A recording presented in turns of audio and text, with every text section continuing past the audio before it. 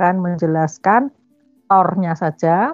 Kemudian untuk tugasnya akan saya dilanjutkan oleh asisten ya, Mas Nafis ya. Oke.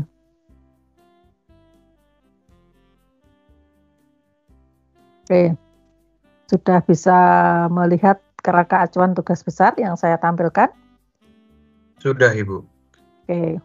Jadi tugas lokasi pola ruang nanti ini dirancang sebagai salah satu proses yang harus dilakukan oleh mahasiswa untuk memahami dan menerapkan kajian lokasi optimal untuk fasilitas pelayanan.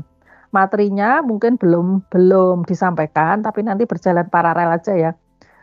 Kalau nggak salah fasilitas nanti adalah pada saat kuliahnya Pak Yudi. Kalau kita nunggu sampai selesai kuliahnya Pak Yudi, saya khawatir nanti tidak terselesaikan tugas ini di akhir semester. Jadi kita berjalan paralel, sudah mulai mengerjakan tugas, nanti materinya pendalamannya pada saat disampaikan oleh Pak Yudi Basuki. Kalau reguler, kalau nggak salah reguler mungkin apa ya Pak Yudi ya. Kalau nggak Pak Yudi, Bu Sri Rahayu lah kira-kira gitu. Dengan melakukan praktek analisis dari data yang tersedia atau survei online maupun data hasil kompilasi. Tugas ini merupakan tugas individu yang akan menyumbang pada nilai akhir, mengkontribusi pada nilai akhir mahasiswa dengan proporsi yang signifikan. Kalau ada perubahannya kalau dulu itu 50%, kalau sekarang kalau nggak salah 25% ya, karena komponen penilaian itu menjadi 5 komponen. Adapun tujuannya melakukan analisis lokasi optimal suatu fasilitas pelayanan ya. Bisa pelayanan kesehatan, bisa pelayanan pendidikan. Nanti silahkan memilih yang bisa diperoleh data yang mana.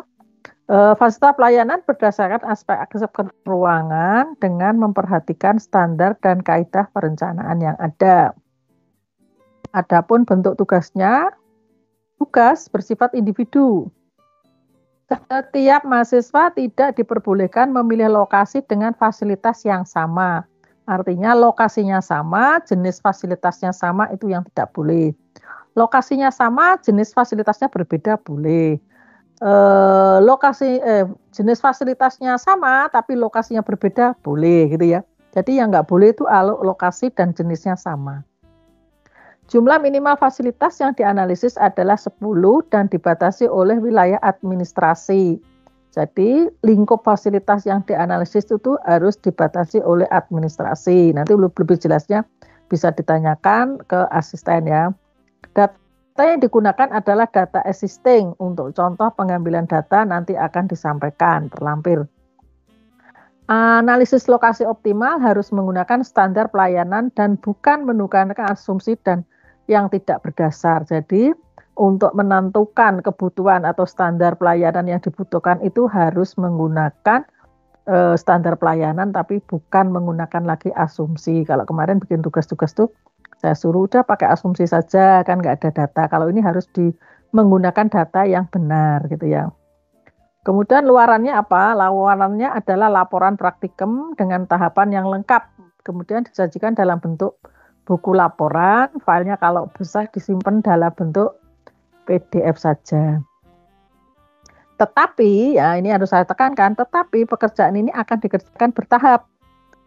Tiap minggu itu harus ada luarannya. Asistensi pertama akan dikumpulkannya adalah pada minggu sore berikutnya. Minggu sore berikutnya, asistennya melihat, hari Selasanya asistensi berikutnya akan diberikan masukan-masukan oleh asisten. Nah, ini saya berikan penjelasan ya, atau saya ingatkan bahwa penilaian oleh asisten itu langsung pada saat kan. Jadi tidak ada revisi terus dinilai asisten nggak ada. Jadi revisinya itu yang akan menilainya nanti saya. Tetapi penilaian yang dilakukan oleh asisten adalah pada saat kamu mengumpulkan yang pertama.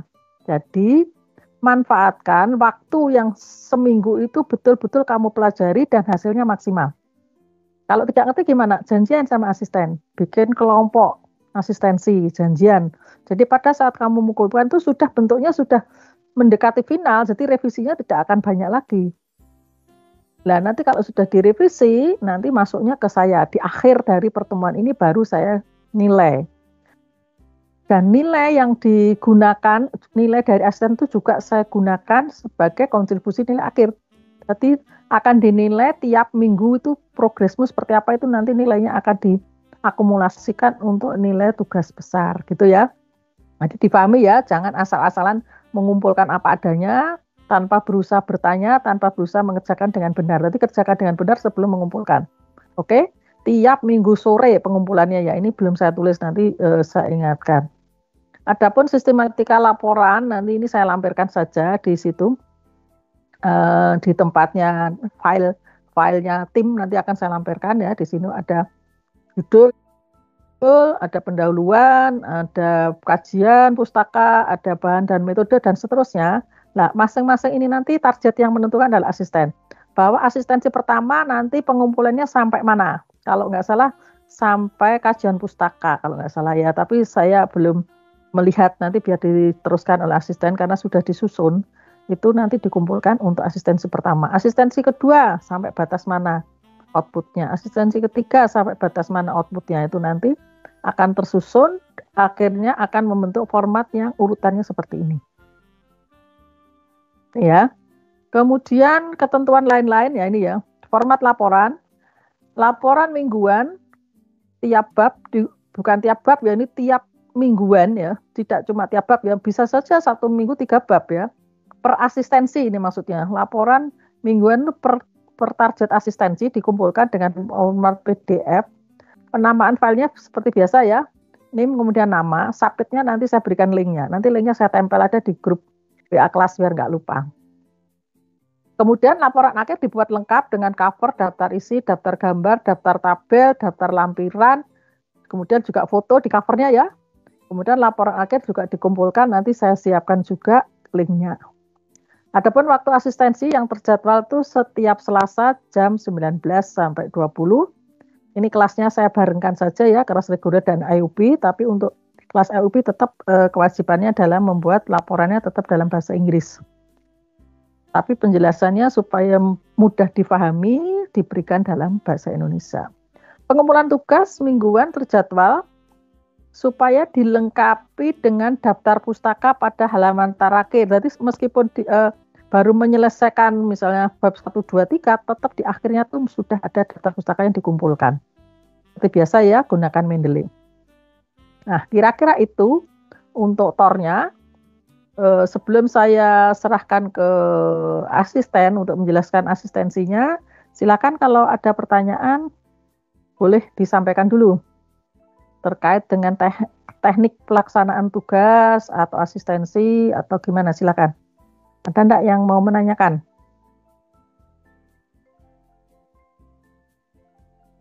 Tidak ada? Halo? Cukup jelas, Bu. Oke, cukup jelas, berarti dilanjut ke penjelasan oleh asisten ya. Mas Nafis sudah siap? Nggih, sampun Ibu. Ini saya tak stop sharing, kamu nge-share sendiri ya? Nggih, saya izin share screen ya, Bu. Ya, ini tak tutup dulu. Oke.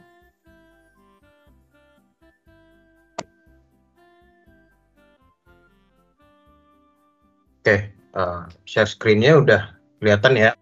Sudah. Bu, teman-teman. Baik, Assalamualaikum warahmatullahi wabarakatuh. Selamat malam, Ibu, teman-teman semuanya. Ya mungkin mohon izin perkenalan diri lagi ya, walaupun udah kenal ya. Di sini nanti aku, Nafis, sama Alfian bakal bantu Ibu lagi, gitu ya, untuk jadi asisten teman-teman di mata kuliah lokasi dan pola ruang, location and spatial pattern gitu ya. Nah, jadi tadi sudah dijelaskan sama Ibu kalau misalkan tugas kalian itu intinya apa sih? Nah, tugas kalian intinya itu nanti ngelihat lokasi optimal dari suatu fasilitas di wilayah administrasi tertentu. Nah, di asistensi 1 ini apa aja yang bakal kita pelajari kira-kira? Ini ada beberapa poin. Yang pertama, pengenalan praktikum, penentuan lokasi studi, penentuan fasilitas umum yang digunakan, standar, penyusunan bab 1 dan penyusunan bab 2. Nah, jadi misalkan nanti teman-teman tanya nih, kok lumayan ya Mas ya sampai bab 2 gitu ya. Karena nanti waktu kalian itu menentukan penentuan standar yang kalian gunakan, maka itu langsung bersinggungan tuh sama suatu sumber. Nah, pengalaman-pengalaman di tahun-tahun yang lalu, banyak dari teman-teman nih, oh pertemuan pertama udah nyantumin sumber tuh. Nah, ternyata di bab 2-nya beda. Nah, kita hindarilah ya, ada yang kayak gitu, ya kan nggak pas gitu. Bab 2 yang sebagai senjata kalian harusnya, oh ternyata beda sama standar yang kalian gunakan, padahal harusnya sama. Nah, gitu aja sih. Jadi kita sampai bab minggu ini. Nah, jadi yang pertama adalah penentuan way studi. Sudah disinggung sama Ibu dan akan aku jelasin sedikit lagi di sini. Jadi penentuan fasilitas umum, fasilitas apa aja kira-kira? Ada fasilitas pendidikan, fasilitas kesehatan, fasilitas umum, fasilitas sosial, misalkan ada kantor damkar gitu ya. Tapi rasa-rasanya nggak usah kantor damkar. Ada fasilitas perdagangan dan jasa, retail atau toko, pusat perbelanjaan, mungkin bisa kalian ambil Indomaret, Alfamart, dan seterusnya. Dan syarat pemilihan will stud dan fasilitasnya gimana? Jadi setiap mahasiswa tidak diperbolehkan memilih lokasi dengan fasilitas yang sama. Kalau misalkan lokasi sama, fasilitas beda, silakan. Kalau fasilitas sama, lokasi beda, juga silakan. Nah, jumlah minimal fasilitas yang dianalisis adalah 10, dibatasi oleh wilayah administrasi. Jadi, harus ada batas administrasinya. Misalkan kalian mau ambil kelurahan mana, kecamatan mana, kabupaten mana, atau bahkan provinsi mana, silakan. Nah, gimana sih kalian itu menentukan lingkup administrasi kalian? Ya tergantung dari fasilitas yang kalian pilih. Misalkan lingkup kalian akan ngambil TK nih, misalkan. TK ini kan kecil ya, maksudnya lingkupnya kecil. Jadi untuk mendapatkan 10 fasilitas TK itu misalkan kalian itu cukup satu kelurahan aja, misalkan. Jadi satu kelurahan untuk fasilitas TK nggak ada masalah. Misalkan SD, oh SD ternyata cukup satu kecamatan Mas, ya silakan. Kalau misalkan SMP, SMA misalkan, oh nggak cukup satu kecamatan, kalian mau gimana itu? Di mute dulu ya. Kalau misalkan SMP dan SMA, kalian mau ambil 2 kecamatan misalkan, oh kecamatan Banyumanik dan kecamatan Tembalang untuk memenuhi standar 10 SMA. Silakan juga.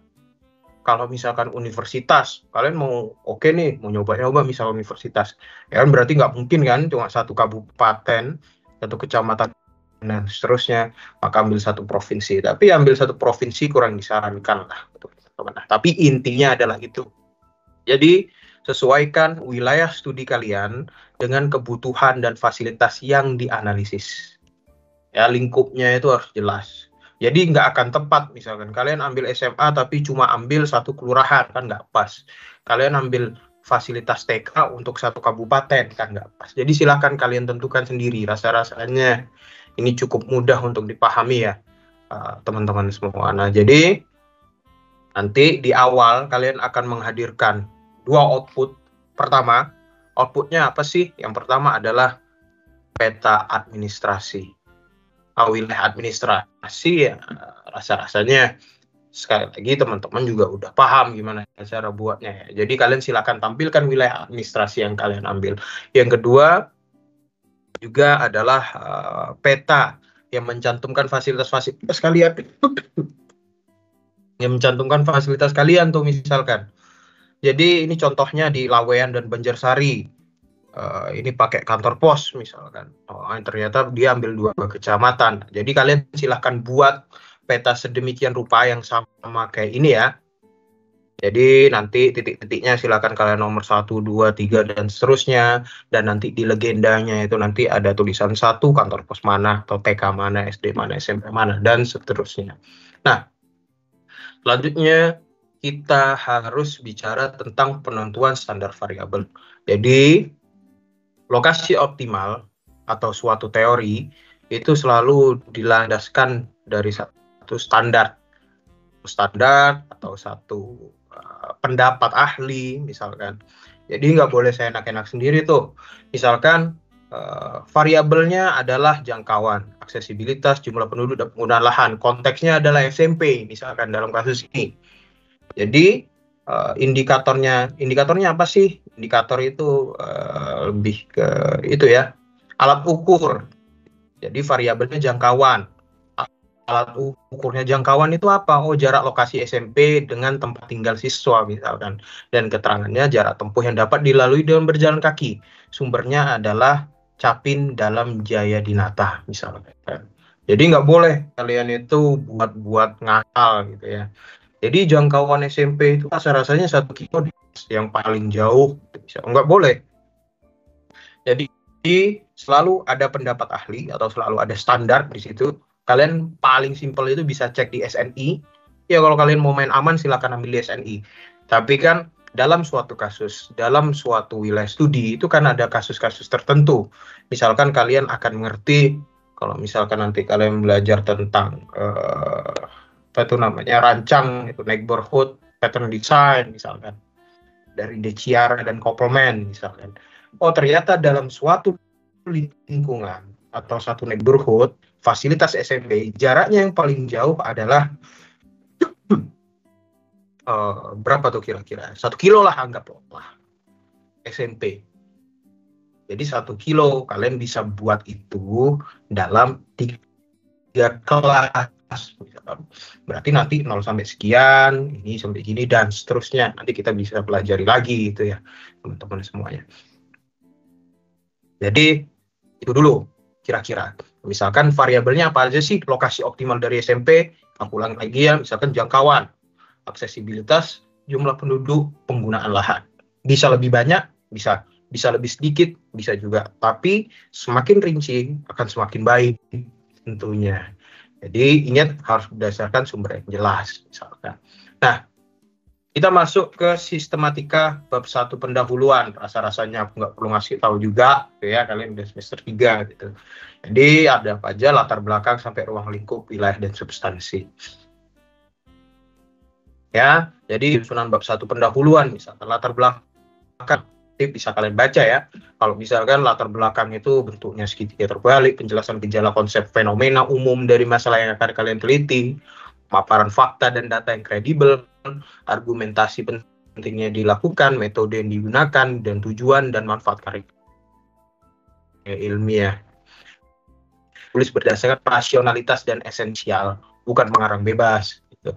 Nah, itu aja. Jadi semakin banyak nanti sumber-sumber pendapatnya atau semakin banyak referensinya maka akan semakin baik.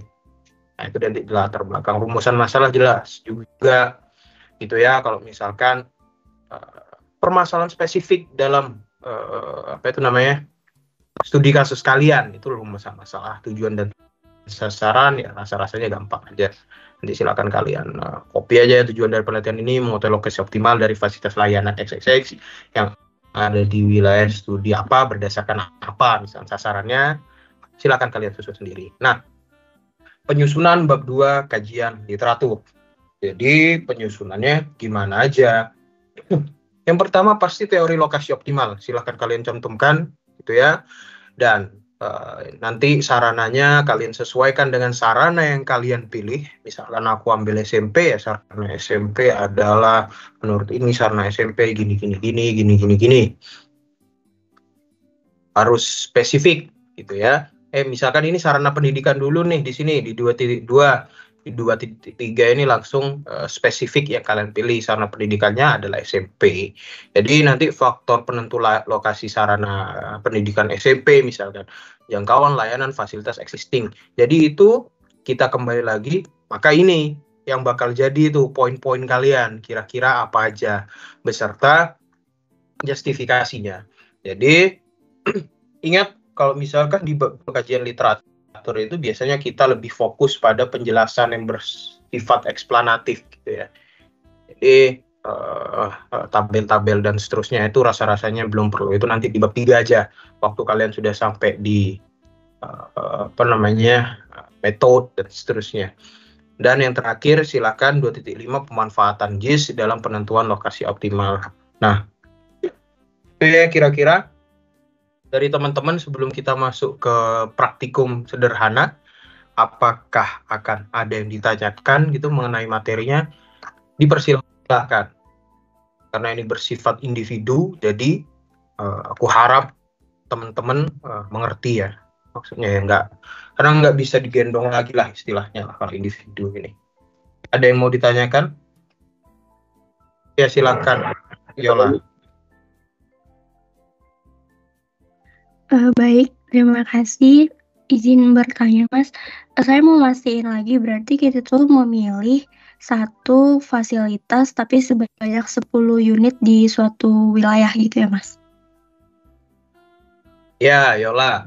Nah, jadi gini juga nih. Nanti dipastikan lagi ya. Misalkan kalian misalkan ambil Tembalang nih, ya. Kalian ambil Tembalang, ambil fasilitas, anggaplah SD gitu. Jadi di SD Tembalang existingnya itu ada 12 ya, 12-12-nya kalian ambil. Jangan diambil 10 doang nanti. Minimal itu 10. Nah, itu kalian ingat-ingat. Kalau kurang dari 10 silakan cari wilayah studi yang lain. Itu ya Yola ya. Jelas nggak? Baik, terima kasih Mas. Terus Faridin, monggo silakan. Ya, izin bertanya Mas Nafis. Jadi kalau misalnya kita ambil fasilitasnya itu pendidikan gitu misalnya, berarti di bagian yang tadi apa teori lokasi optimalnya itu diisinya apa? Berarti yang kayak generalnya banget atau gimana? Oh ya, jadi maksudnya yang di bab 21 ini ya? Iya, kan ada 3 berarti ya. Ada yang lokasi dulu, terus teori yang sarananya sama yang ini, yang spesifik. Kalau yang lokasi optimal diisinya tuh apa berarti? Oke, iya, makasih Faridin tadi juga ya lah ya. Jadi bab 2 kajian literatur itu kan akan membahas, kalau kalian tahu bab 2 kajian literatur itu kan biasanya berisi senjata atau amunisi kalian gitu kan dalam melaksanakan suatu penelitian. Jadi apa-apa aja yang perlu kalian, lingkup dari penelitian kalian apa aja sih, misalkan teori lokasi optimal yang kayak gimana sih. Nah, dalam kasus ini ya teori lokasi optimal secara umum dulu Faridin. Jadi kalian silahkan jelaskan teori lokasi optimal secara umum dulu. Kalau kalian lihat, maka ini akan kelihatan seperti dari umum ke khusus atau dari general ke spesifik. Jadi silakan nanti kamu sama teman-teman yang lain bahas teori lokasi optimal secara umum dulu. Lokasi optimal itu apa yang kalian maksud dengan lokasi optimal, apa yang penting dari lokasi optimal, dan seterusnya. Lokasi optimal itu menurutnya apa, dan seterusnya. Itu kan pasti akan berbeda pendapat semua tuh. Banyak peneliti gitu yang berbeda pendapat, ya silakan kalian ambil yang relevan dengan studi kasus kalian, teori lokasi optimalnya yang kayak gimana, yang seperti apa, pentingnya apa, dan seterusnya. Baru kalian masuk di sarana pendidikan. Ya, sarana pendidikan itu apa sih? Sarana pendidikan merupakan sarana untuk pendidikan bagi gini. Pentingnya sarana pendidikan itu gini. Nah, itu bisa dikaitkan sedikit dengan lokasi optimal ya tentu ya.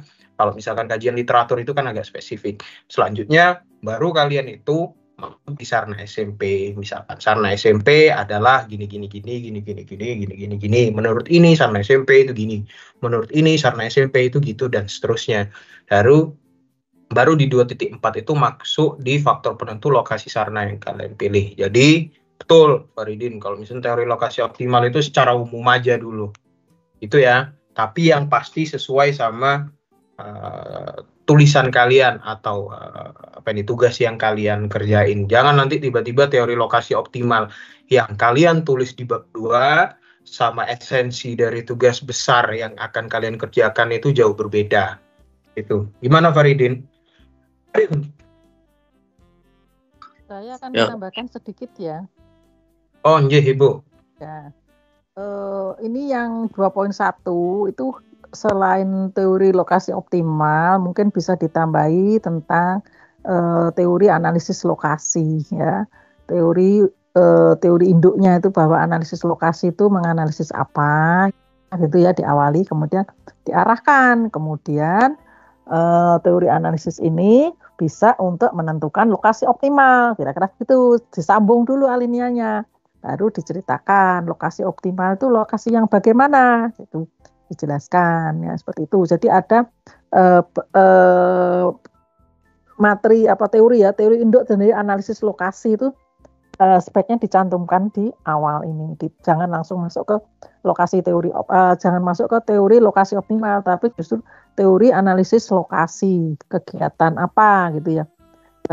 Ya teori analisis lokasi, ya teori analisis lokasi, analog itu teori analisis lokasi ya. Terus habis teori analisis lokasi itu secara general baru dibawa. Ternyata lokasi itu ada lokasi optimal. Bagaimana lokasi optimal itu? Lah pengertiannya dicantumkan. Setelah itu saya mengulang yang sudah dijelaskan dengan Kak Nafis tadi.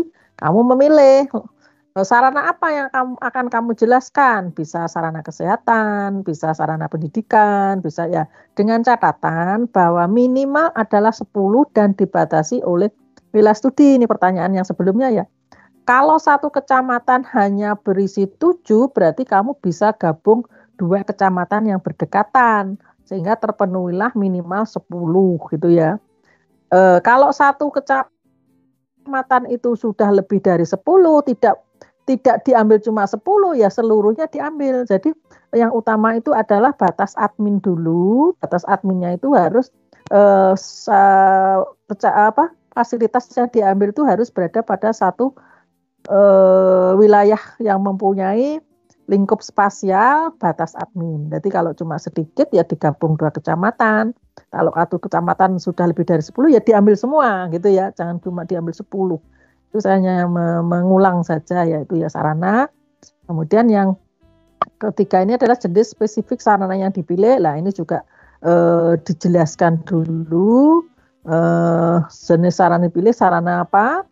Sarana pendidikan SDK, SMPK, SMAK gitu ya, dijelaskan di sini dan seterusnya sama seperti yang dijelaskan Kak Nafis. Saya hanya menambahkan untuk yang 2.1, jadi ada teori analisis lokasi dulu sebelum masuk ke lokasi optimal. Kira-kira itu ya. Sudah saya kembalikan ke Kak Nafis, silakan lanjut. Baik, terima kasih Ibu. Itu ya teman-teman, tadi ada yang kelewat teori analisis lokasi, nanti silakan teman-teman tambahkan.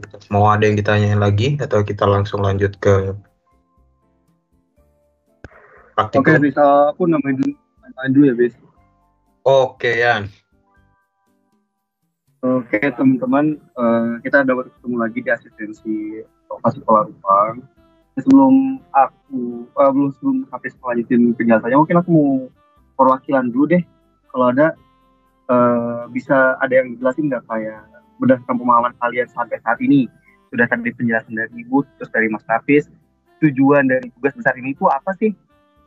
Boleh perwakilan satu orang, mau itu Yolanda, Faridin atau Dimas.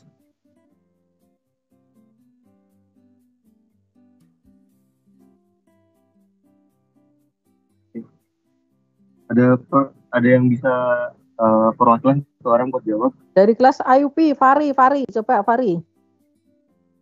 Boleh. Biar Fari. Kita bisa ngukur dulu kayak mau. Pakai bahasa Indonesia aja nggak apa-apa, Fari, coba. Ya. Halo. Ya, sudah masuk. Oke, kasih Bu Bita, Mas Alfian, dan Mas Nafis. Sebelumnya izin untuk menegaskan ulang ya, dari tujuan tugas ini tuh gimana gitu. Mungkin selama yang dari tadi saya pahami dan saya simak itu bagaimana kita bisa mendetermine atau menjelaskan kalau determine. Oh ya, menjelaskan, mempertimbangkan suatu sarana di suatu wilayah studi itu optimal atau tidak. Optimal itu berdasarkan standar-standar yang telah ada gitu, standar umum seperti standar dari SNI, standar dari ahli-ahli pembicara tentang analisis lokasi ini. Seperti itu mungkin untuk inti dari tugas besar ini. Oke. Faridin yang udah jawab. Mungkin aku di sini coba menjelaskan dulu ya. Nanti kalau misalnya Mas Hafiz atau Ibu mau menambahkan nggak apa-apa. Jadi gini Bu, teman-teman, tadi kurang lebih udah cukup menyentuh buat yang disampaikan oleh Faridin, cuman buat lebih jelasnya kayak gini analoginya teman-teman. Kayak intinya tuh gini kan, kalian pertama harus diminta buat nentuin fasilitas tuh. Buat fasilitas kayak misalnya SD, SMP, SMA atau apalah gitu di suatu wilayah. Dan itu pun kalian harus tahu jumlahnya berapa gitu. Nah, nanti kan kalian salah satu di variabelnya tuh kayak ada jangkauan pelayanan atau mungkin ada variabel lainnya gitu kan, kayak mungkin jumlah penduduk atau lainnya. Nah, dari semua variabel tadi, kita tuh bakal tahu lokasi di mana yang sekiranya tuh optimal untuk pendirian fasilitas baru.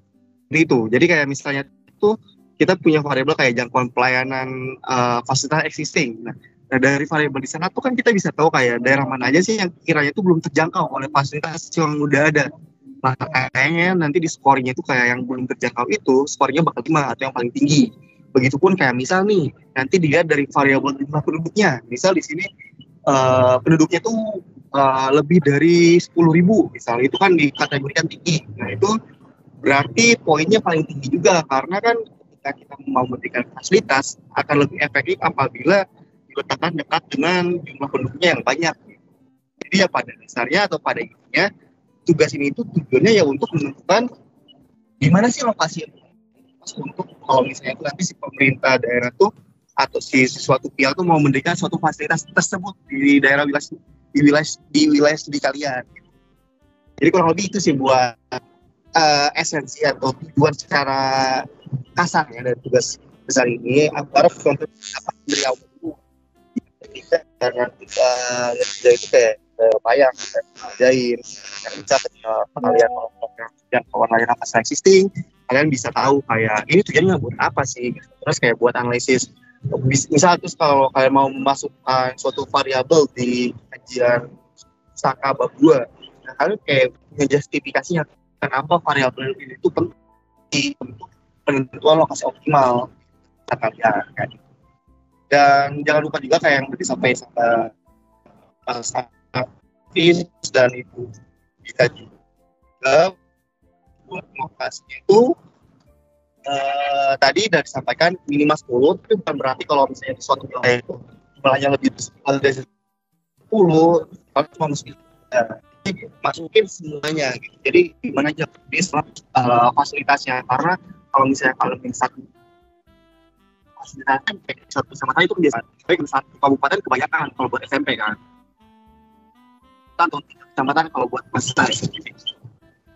Nanti kalau misalnya sudah ini, kalian bisa langsung janjian para format buat nentuin sistematika penentuan USD sama infrastruktur dan kata menguar gitu atau gimana sistemnya bebas. Yang penting kalian cepatnya buat nentuin wilayah studinya ini, biar kita bisa ngecek dulu wilayah studinya itu udah bener nggak gitu. Jadi usahain kalau buat wilayah studinya itu besok atau lusa udah kalian tentuin masing-masing anak kayak di mana-mananya, dan kalau udah nanti korban bisa perwakilan ngasih kita buat pembagian wilayah studinya, dan kita cross check takutnya ada yang sama atau yang kurang benar.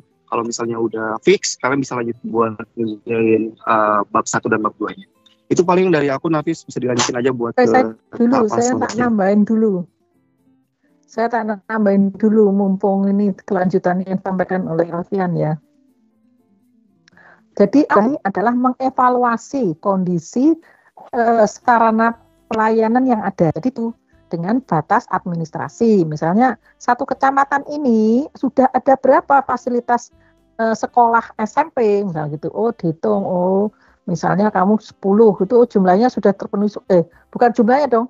Jangkauan pelayanannya apakah sudah terlayani semua gitu kan, dilihat dulu dari 10 minimal yang kamu pilih, nanti dilihat dianalisis jangkauan pelayanannya. Ternyata setelah dianalisis semua sudah terjangkau, ya berarti nanti kesimpulanmu semua sudah terjangkau. Tapi apabila ada yang tidak terjangkau, lah itu juga PR buat kalian. Bagaimana kalau tidak terjangkau, kira-kira dibangunnya di sebelah mana, pada jangkauan berapa. Nah, seperti itu ya yang dijelaskan Alfian tadi. Intinya adalah pertama adalah mengevaluasi yang sudah ada existingnya, apakah semua sudah terlayani. Kalau tidak terlayani berarti penambahannya di mana.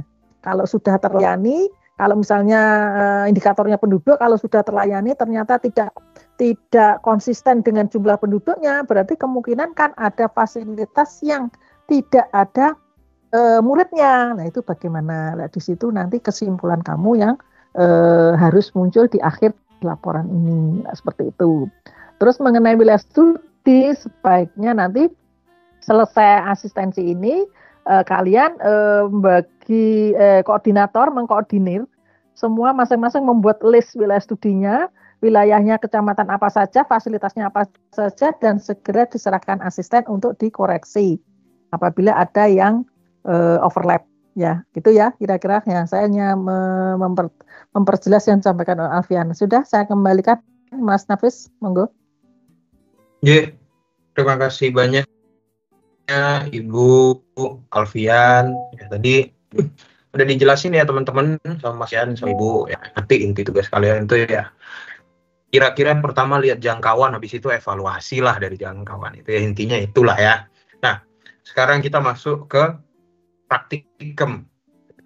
Nah ingat kenapa kok ada praktikum itu kan kayak nggak ngerti aja caranya buat, misalkan kalian nanya kayak gitu. Nah nanti jangan kalian itu ambil data-data dari BIG atau misalkan ambil dari rupa bumi itu kan, fasilitas-fasilitasnya jangan. Jadi nanti teman-teman silahkan ambil data langsung, akuisisi langsung secara online. Jadi data kalian itu real time, data kalian itu data existing. Nah, itulah yang penting gitu ya.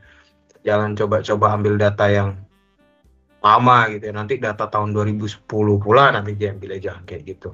Nah jadi silakan kalian buka Google My Maps ya. Kalau kalian tahu silakan buat akun, silakan buka. Nah, kalian tulis misalkan, oh aku mau ambil TK di Tembalang nih, kira-kira udah dapat nih misalkan, oh TK di Tembalang nih, misalkan 1, 2, 3, 4, 5, 6, 7, 8, 9, 10. Ternyata TK di Tembalang itu udah ada 10, pas misalkan.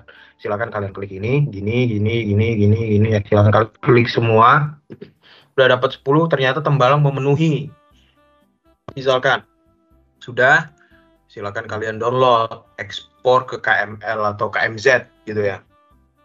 Ini kalian klik aja, nanti silakan kalian download, kalian klik download. Itu ya. Nah kebetulan ini aku udah download, jadi nggak usah download ulang. Oke, sorry. Nah itu misalkan kalian ambil di satu contoh kasus di mana ternyata fasilitasnya itu sudah memenuhi wilayah administrasi kalian. Misalkan beda, misalkan rumah sakit Semarang nih. Mungkin dong rumah sakit di satu Tembalang doang, ya, maka bisa kalian ambil tuh rumah sakitnya di satu Semarang misalkan. Berapa ini? Silakan kalian tambahkan gitu ya. Gitu aja ya teman-teman untuk pengambilan data ini. Nah, sudah kalian download tuh misalkan.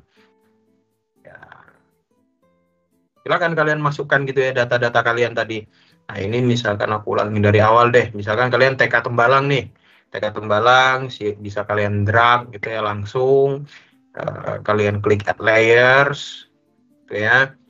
Ingat kalau data kalian ini masih data KMZ. Data KMZ itu ya data titik-titik dari data titik-titik dari suatu sumber ya, misalkan Google atau dari mana terserah, tapi itu bersih data koordinat KML, KMZ itu biasanya data titik koordinat. Jadi koordinatnya di mana kira-kira. Nah, silakan kalian ekspor ya CRS-nya. Nah, ya kalian bisa reproject dulu ya nanti ya. Ini bisa kalian reproject dulu. Ingat kenapa perlu di reproject Mas? Karena supaya sesuai CRS-nya, koordinatnya itu supaya sesuai sama wilayah studi kalian. Misalkan di Jawa Tengah ya 32749. Misalkan kalian ambil di Jawa Timur ya carilah koordinat Jawa Timur itu berapa. Misalkan kalian ambil di Sumatera ya sesuaikan gitu kan, koordinatnya berapa dan seterusnya. Ini bisa kalian klik gitu ya. Ini udah di reproject. Setelah di reproject diapain Mas? Ini sebenarnya untuk analisis selanjutnya ya, tapi silahkan kalian catat ini. Kalau misalkan kalian ini harus resave ini dan geometric type-nya itu kalian ubah dari automatic kalian ubah ke poin. Karena data-data kalian itu data poin. Dan include Z dimension-nya ini bisa kalian unchecklist atau kalian hilangkan centangnya. Kenapa include Z dimension itu harus kalian hilangkan? Misalkan ada pertanyaan yang kayak gitu ya. Karena include Z dimension itu biasanya berkaitan sama 3D. Kalau misalkan di GIS. Jadi itu nanti akan ganggu proses analisis kalian, proses di tools kalian di QGIS atau di ArcGIS nanti.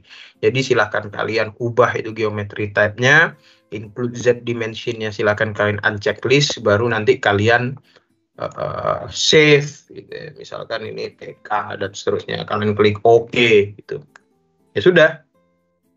Ini sebagai satu contoh gitu ya. Oh, kalian ambil di Tembalang. Misalkan, oh di Tembalang kalian ambil TK nih. Oh, cukup Mas, 10. Misalkan. Ya silakan gitu. Kalian silakan buat. Habis itu ingat, ini nanti bisa kalian namain 1, 2, 3, 4, 5, 6, 7, 8, 9, 10 gitu ya. Sesuai sama yang dicontoh tadi, yang rapih bikinnya, jangan acak-acakan. Rasa-rasanya kalian sudah ngerti lah caranya bikin. 1, 2, 3, 4, 5, 6, 7, 8, 9, 10 ini ya. Aku contoh sedikit lah misalkan. Kalian nanti ya silakan dibuat. Nah, nanti kira kalian ini atau ini 1, 2, 3, 4, 5, 6, 7, 8, 9, 10. Gitu aja sih kira-kira ya teman-teman. Nah, silakan kalian buat peta yang rapi sesuai dengan standar gitu ya, jangan acak-acakan. Kalian sesuaikan juga gitu ya. Jangan nanti kalian buat peta kayak misalkan kayak Geoling kemarin tuh. Tiba-tiba nanti petanya tiba-tiba muncul administrasinya doang, peta mencungul di tengah gitu aja, misalkan kayak pulau. Jadi jangan. Tiba-tiba nanti jalannya itu kalau satu Semarang kalian ambil rumah sakit gitu misalkan, nggak perlu sampai jalan lingkungan, itu nggak perlu. Jalan arteri, kolektor itu udah cukup. Kalau misalkan kalian ambilnya satu kecamatan, ya silahkan kalian sesuaikan itu ya, sampai anak jalannya itu di mana aja dan seterusnya. Jadi nggak ada itu ilmu eksak gitu. Jadi itu depend, semua kasus itu depends on kasus kalian, depends on your case gitu ya.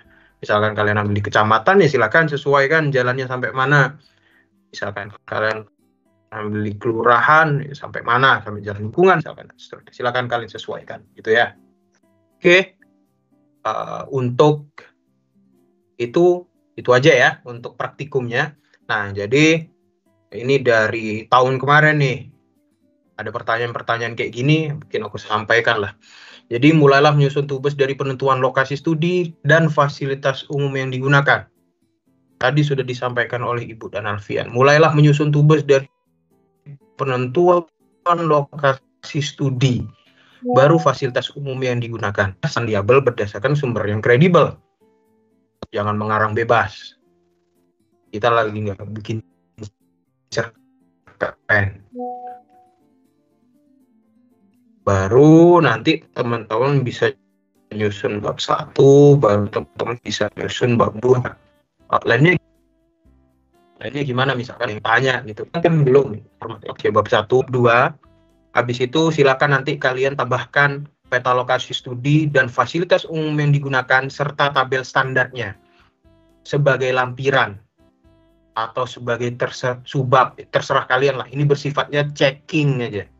Jadi nanti akan kami cek apakah sudah benar peta lokasi studi atau fasilitas umum yang digunakan. Kami cek supaya nanti kalau misalkan teman-teman ada salah sebelum sudah terlampau jauh, bisa dibenarkan dulu. Itu ya, jelas rasa-rasanya. Nah, terus penting lagi, ini nggak perlu kalian kerjain dulu. Ini nanti aja, ini nanti di bab 3, itu tadi sebagai contoh aja. Ini itu nanti udah spesifik.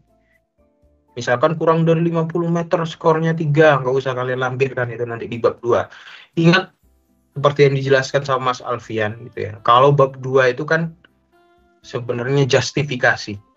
Jadi misalkan kalian itu variabelnya aksesibilitas. Kenapa aksesibilitas itu kira-kira sangat penting dalam penilaian lokasi optimal di wilayah studi kalian? Itulah yang paling penting untuk kalian tulis. Sumbernya dari mana dan seterusnya. Itu yang paling penting. Ingat, ini nggak perlu dikerjain. ya. Nanti kalian ribut ngerjain kayak ginian. Ini nanti di bab 3 aja. Kalau misalkan ini nanti udah lumayan spesifik. Nanti ini pertanyaan umum kalian gitu. Apa bedanya bab 2 variabel sama tabel standar variabel? Bab 2 itu pustaka atau sumber kalian yang bersifat eksplanatif atau menjelaskan sumbernya dari mana, kenapa demi kalian kayak gimana. Kalau tabel yang kalian lampirkan itu berisi rekapitulasi atau rekap. Itu ya, jelas ya. Dan peta fasilitas sama tabel masuk bab berapa? Ini kakak-kakak tingkat kalian banyak tanya. Apakah masuk di bab 1 atau bab 2? Itu nanti masuk di bab 3 dan di bab 4 secara sistematis. Tapi dikerjain di awal untuk apa? Balik lagi. Untuk pedoman atau acuan dari teman-teman supaya nggak ngulang lagi kalau nggak sesuai dengan kriteria yang ada. Itu ya, teman-teman ya, aku rasa udah lumayan jelas gitu ya. Kalau misalkan ada yang mau ditanyakan sebelum ditutup, silakan. Adakah yang mau ditanyakan? Ya silakan. Rifki dulu. Baik, terima kasih Kak. Sebelumnya untuk tadi kan fasilitasnya misalnya SMP nih Kak. Nah itu SMP-nya SMP sederajat atau SMP-nya saja? Soalnya kan ada SMP, ada MTS. Mungkin seperti itu Kak pertanyaan saya. Oh ya, pertanyaan yang bagus ya. Jadi sederajat ya teman-teman ya. Jangan nanti pula MTS nggak kalian masukin, SMP Katolik, SMP Kristen nggak kalian masukin gitu. Jangan, sederajat. Karena konteksnya adalah pelayanan fasilitas pendidikan. Jelas ya Rifki ya? Baik Kak, terima kasih Kak. Oke, selanjutnya. Oke, baik. Sebelumnya terima kasih Mas Nafis. Di sini saya mau nanya Mas, tadi kan untuk data fasilitasnya itu kita ambil secara real time dari Google Maps. Nah, untuk base map-nya itu bisakah kita pakai SHP yang misal dari jauh kemarin kita kan dapat dari Inagio Portal, tapi itu tahun 2019 batas administrasinya. Nah, itu masih boleh kan Mas? Mas. Oke, Zah. Ini beda kasus Zahwa dan teman-teman yang lainnya. Kecuali ada pemekaran, administrasi itu nggak akan berubah. Benar kan teman-teman kan? Nah, beda juga kalau misalkan jenis tanah, misalkan ini sebagai tambahan ya, jenis tanah Mas. Oh jenis tanahnya ini tahun 2000 Mas. Ya jenis tanah itu sampai gimana pun nggak akan berubah, misalkan kecuali ada kejadian luar biasa. Itu ya kan. Administrasi kalau nggak ada pemekaran nggak bisa berubah. Jadi ya nggak apa-apa kalian ambil dari Inagio Portal, administrasi dan seterusnya. Tapi yang namanya fasilitas itu kan berubah ya. Fasilitas itu cenderung dinamis gitu. Jadi sesuai dari kebutuhan masyarakat. Itu ya. Jelas ya Zahwa ya. Kalau misalkan administratif dan seterusnya silakan kalian akuisisi dari manapun itu. Jelas Zahwa? Oke Mas, terima kasih Mas. Jelas Mas, jelas. Oke, ini siapa lagi nih? Mevlana. Gimana? Saya pengen memastikan aja Mas. Tadi yang Mas berarti kita mulai mengerjakannya pas sudah diperiksa ya Mas fasilitas kitanya. Terus yang tadi Mas Alfian katakan. Mulai mengerjakan sebenarnya silakan kalian kerjain aja ya. Tapi gini loh, Mevlana dan lain-lain gitu ya. Bab 1, bab 2 itu kan menyesuaikan aja. Maksudnya itu nggak gitu pengaruh banget gitu loh, kecuali di latar belakang sama rumusan masalah. Jadi silakan aja. Rasa-rasanya kalian juga oke lah kalau misalkan udah menentukan sendiri. Nanti jangan pula dijadikan alasan gitu. Oh ini baru diperiksa Mas, jadi kami nggak beres kerjanya. Jangan. Jadi kalian itu bisa pinter-pinteran kalian lah. Ya, kalian kan ada kormat, kalian ada grup angkatan gitu kan. Silakan koordinasi gitu supaya nggak rebutan, supaya nggak itu. Silakan kalian lihat dulu. Nanti kami bantu cek kembali dengan kayak gitu ya. Kalian sambil jalan ngerjain gitu aja ya, Mevlana ya dan yang lain-lain. Oh, oke, baik Mas. Terima kasih Mas. Oke. Yang lain sebelum ditutup ada yang mau tanyakan? Oke, kalau misalkan nggak ada yang ditanyakan, oh gimana itu? Ada Kristoforus, gimana Kristo? Atas kesempatannya, mungkin saya izin memastikan dan bertanya. Itu bagaimana ya Mas cara kita memastikan supaya fasilitas dan lokasinya itu tidak sama antara satu individu dengan individu lain? Mungkin sekian, makasih Mas. Oh ya, ya tadi kan udah dijelasin ya, kalian ada format, kalian ada spreadsheet, kalian ada Google Docs dan lain-lain. Silakan kalian rundingin aja satu angkatan itu.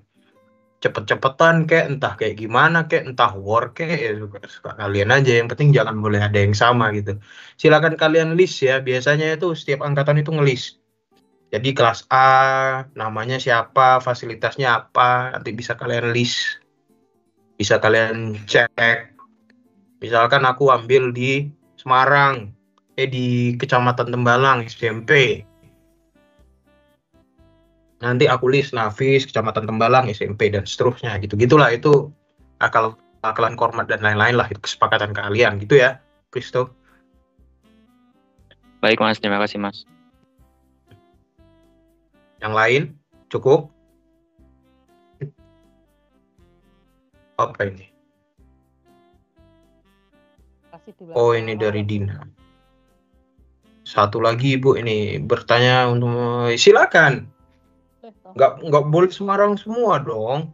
Mau kalian ambil di Lamongan mau ambil di Pematang Siantar, Papua bahkan, silakan aja. Gitu ya. Asal kalian dapat aja itu data sama administrasi, itu aja. Nggak spesifik satu Semarang kayak Bioling kemarin, enggak ya. Oke, sampun Ibu, ditutup ya Bu. Ya, ini saya ulang saja sebentar. Targetnya berarti target untuk dilakukan minggu malam besok adalah bab 1 dan bab 2 ya Mas? Iya, betul Ibu. Nah, itu perlu kita ingatkan, bab 1 dan bab 2 sudah dikerjakan dengan cara yang benar, jangan mengharapkan revisi ya. Nah, nanti revisinya itu untuk penilaian tugas yang final gitu ya. Jadi sudah ada penilaian, jadi berusahalah mengerjakan yang benar. Nggak usah nunggu asisten. Nunggu konfirmasi ini boleh enggak, saya enggak, kamu ini sudah dijelaskan, sudah, asal kamu mengikuti arahan bahwa jumlahnya minimal 10, dibatasi dengan wilayah kecamatan, ya minimal satu kelas bikin grup dulu biar tidak ada yang sama, gitu ya.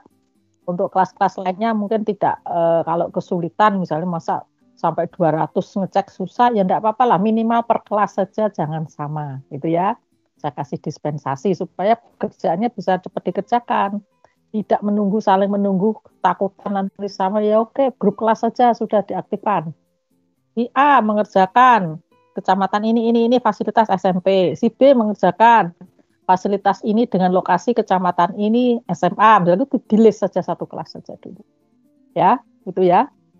Berarti nanti minggu sore linknya sudah siap dimasukkan dan sudah dinilai.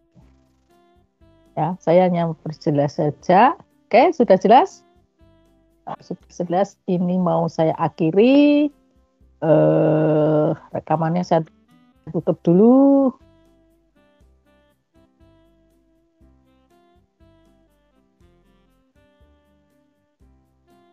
Stop record. Oke.